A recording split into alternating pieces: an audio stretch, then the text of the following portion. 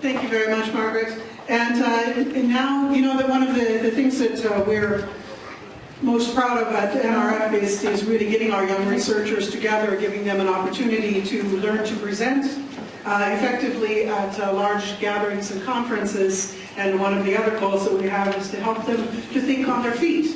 So now I give you the opportunity to ask some questions of these young researchers and hopefully to have them to think rapidly. Gunnar, would you like to come and moderate? Fine. Okay. Questions, please. Back there. The lady way.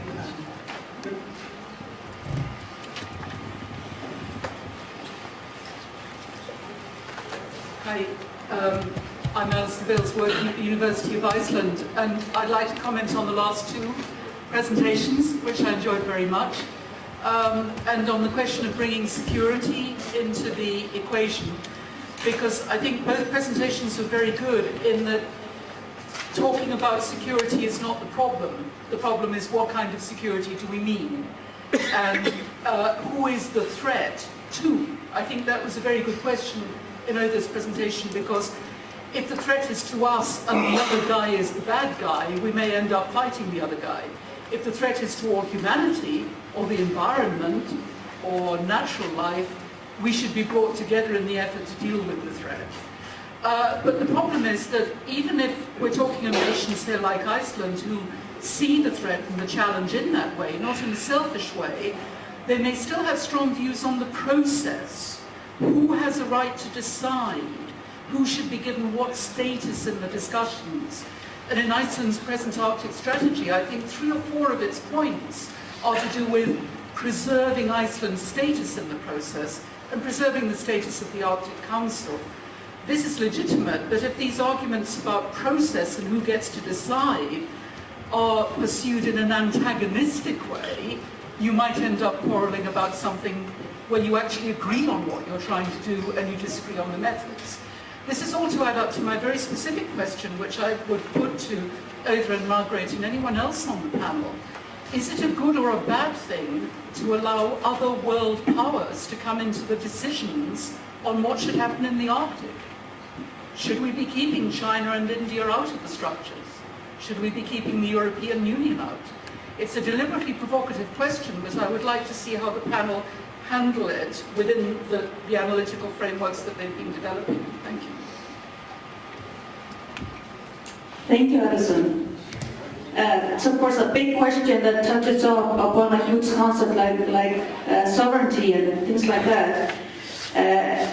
I would say in the light of the spirit of this forum where it's all about dialogue and talking together, I think it's always good to open up forums so you can hear voices of outsiders. That doesn't have to mean you give away power to make decisions. So as long as it is opened up in that way, and I know there is within the Arctic Council states that don't even want to do that, but I would say as long as you open it up to hear those voices without giving away your right as a state to make decisions about your environment, then it would be a positive thing.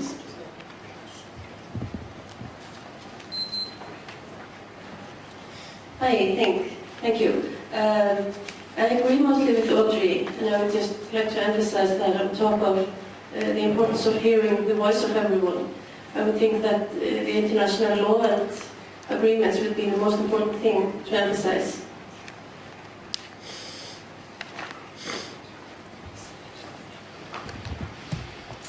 Okay, we had a question here.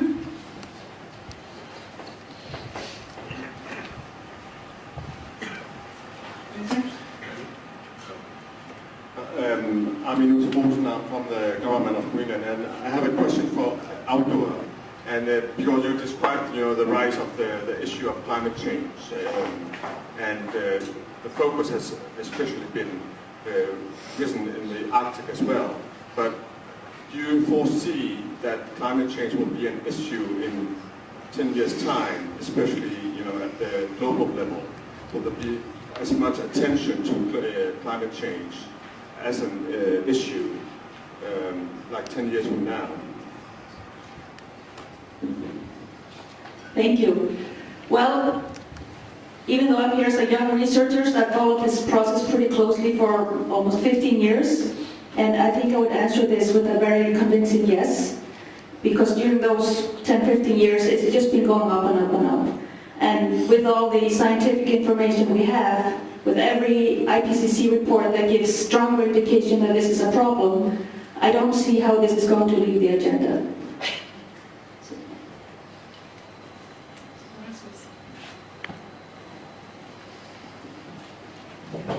Yeah, thank you for your presentations. First a question to Øyder and then a comment to Margaret. Øyder, I was thinking what you would think about, how to say, climate change used instrumentally, not so much securitization. Because, I mean, I followed climate change closely for some years, and I was at the Copenhagen COP15 summit. And, for example, there I saw a lot of nations and organizations and companies, and they basically had dollar signs in their eyes talking about climate change. I mean, climate change was something that could give them big paybacks. So I was thinking if you could say a few words about when people talk about climate change as an instrument to gain, for example, financial advantage. And then Margaret, I was just thinking, I work myself on research at academic institutions as transnational actors, and I think that could be an interesting framework for you to look at, for example, NRF, to look at it as a transnational actor and situate the literature on transnational relations and transnational actors. Thank you. Thank you. I think it's something that one really has to look out for. And I'm sure everyone that's involved in the both research and development community and so on knows that you have those buzzwords that come up, and you just have to put it in everywhere to get funding, for instance. So that's certainly a threat related to making climate change this big, so to speak, that it will be used in that way. Not necessarily the drive being, oh, we have to do something about the problems, but, oh, this is the way to get the money, whether it's through research, through development projects, or just through pure business. I don't know a solution to that problem other than just being aware of it and making sure it doesn't take over, but it's certainly something to keep in mind, and something I've seen as well.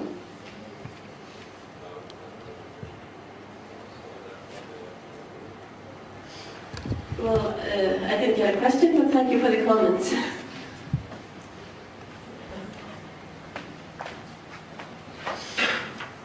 Other questions? Yes.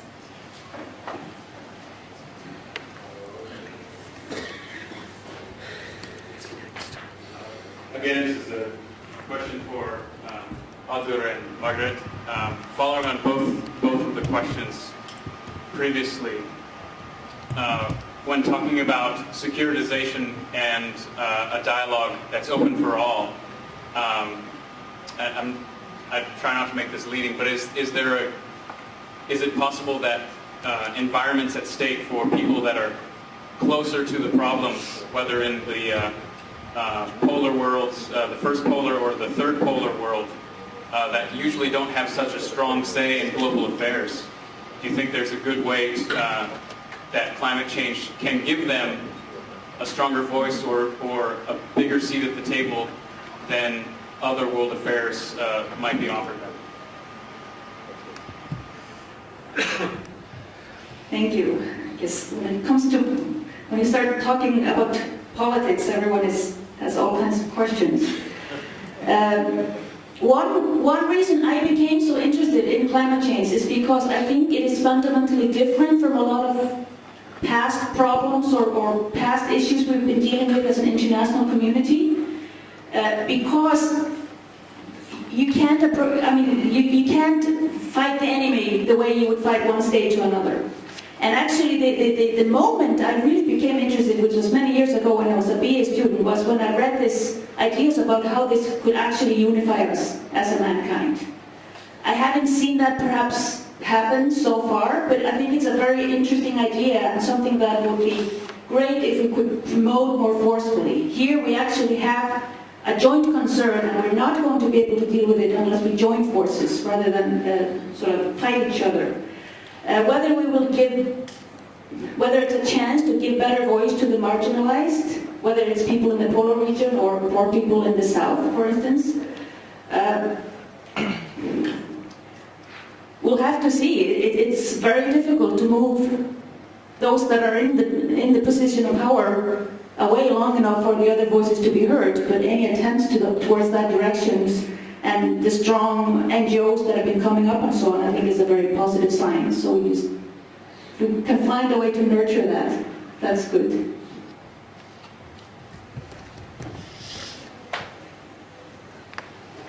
Yeah, I think climate change is just as politicized as it is securitized. So I think it should be a good opportunity for people to influence. Is there anyone else who wants to respond to that? Okay, other questions? Lars? Okay, Lars Kullerud, University of Arctic. I have a question where I really would like you all to answer. Is our ice-dependent world referring very easy in the mind of most of us to climate change? Is that really the question which is the most important question to the people of the North? And maybe also the third pole. Is it rather control of resources like water, control of who decide the law, who make the rules, access to jobs, and such things? Maybe those things are the main questions of the people, actually not climate change. Is it rhetoric, is climate change become the external common enemy we have created us so that we can all be angry at climate change instead of addressing the problem we have among ourselves in the North, for example, separation movements and other things. So I ask you, the question is actually climate change the real question people in the three poles care for, or is it something else which is the real issue for people?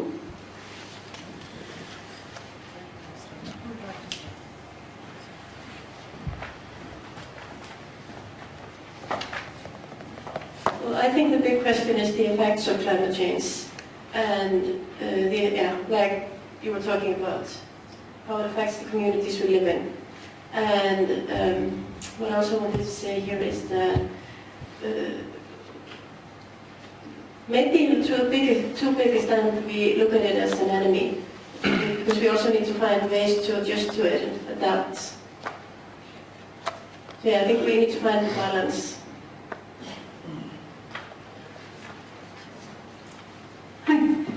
I think for people who are dealing with the effects of climate change, the things that they're concerned about are the things that affect their day-to-day life most. So if they can't get access to running water, or if their land's being flooded, it's the things that they have to deal with directly rather than, I think, the long term. It's the day-to-day immediate effects that are affecting them and their family that are probably the most concern to them. And whether people associate that with climate change or not, I'm not sure, but yeah, it's the effects, obviously, that are putting people out the most. Yeah, I think I would answer along similar lines. I think if you go out in the field, and I've also seen some results from some studies that actually do this, most of the locals might not mention climate change as their number one issue. They might mention some issues that have a relationship with climate change, and they're not thinking about it. But they would probably also mention, and I've seen this in some research, well, climate change is definitely having an impact, but what the government does is having more impact, or how we manage our resources is having more impact. And that links to one point I had in my presentation about when you're down at the local level in the everyday life, it's difficult to separate. This is climate change, this is politics, this is something else. So I would say no, this is not the only and first issue, but it's definitely sort of seeping into a lot of things and might do so more in the future.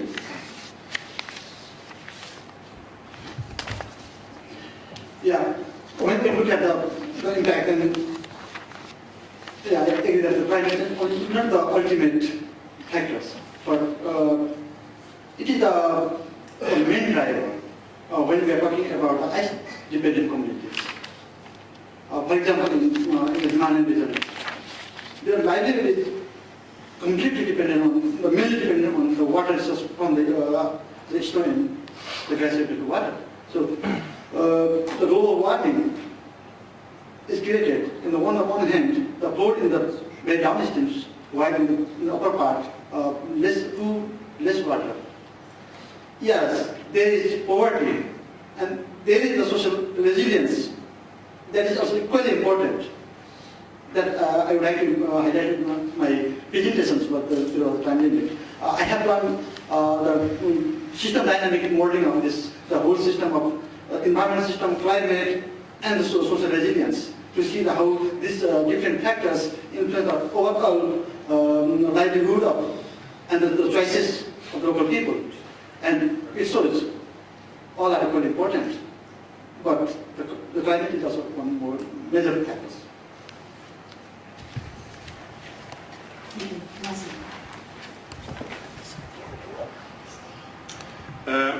Yeah, thank you for your presentations. I mean, if I said in the morning that dialogue is dynamic, so then I should follow that track. And I mean, I don't want to go into that discourse. Is it good to have concepts like environmental security or human security or secularization or the Copenhagen School? I mean, that is going on. It's almost endless discourse. But I mean, I would like to tie these two things. I mean the fact that we are even thinking that climate change is a security issue, meaning human security. And then what was mentioned, Margaret mentioned positive peace. To me, the fact that there is something called human security gives that chance to decrease that mystification of security, what is very much there. Because what is security depends how much you define it. And then you should ask, who are the actors? Who owns security? Who defines security? And it's very much, I mean, we are still having that traditional security defined by states, security political elites. And I mean, to me, this kind of discourse will open that we will bring other actors in order to discuss on that. And maybe that is one way to implement positive peace. And not to in a way to say that, well, only someone's own that discourse and discussion on security. No, we should invite others, local people, other stakeholders, communities to come in that discourse. So to have that empowerment there. And by that way, to me, that kind of discussion on climate change as a security issue and human security, it's very much welcome. Thank you.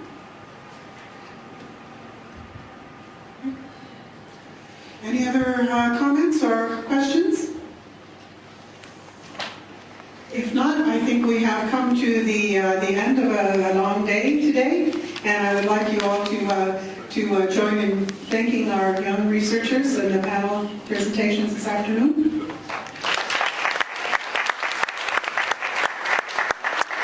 And I'd like to say, I think Amy, maybe you might have an announcement you'd like to make. I'd just like to say that I always enjoy working with young researchers. To me, it's one of the most amazing things that we do. And when you hear them talk,